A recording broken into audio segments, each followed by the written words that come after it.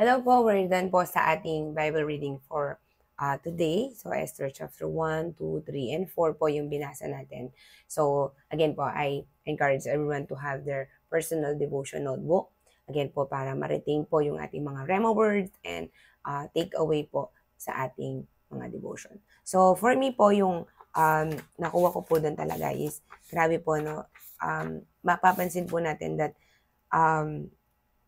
you will be faithful to God.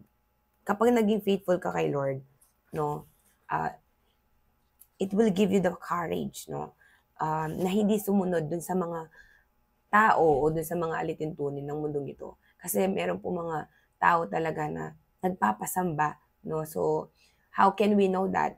By having the discerning spirit. Kasi po yung discerning spirit, galing po yan kay Lord. Malalaman na malalaman po natin kung yun ay galing sa Panginoon, yung mga tao na yon o yung mga gawain na yon o yung mga ginagawa natin. Because we have a deep relationship to God.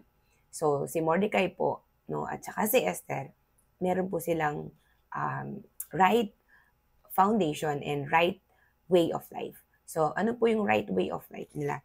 They always pray. No? Ito po talaga, hindi dapat talaga mawala po sa atin. Always pray. No? Always pray. So, ano po nangyari? Nagkaroon po ng batas na silang lahat ay papatayin ng mga Hudyo dahil doon sa pagsunod nila kay Lord.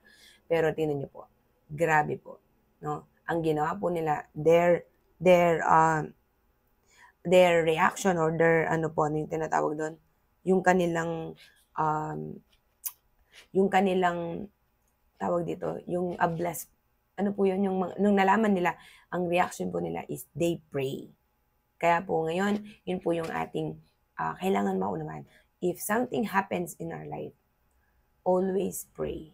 Ask the Lord and take courage. That's our takeaway for today. And I hope na bless po tayo. And again po, I encourage everyone to have your own devotional notebook. God bless you po.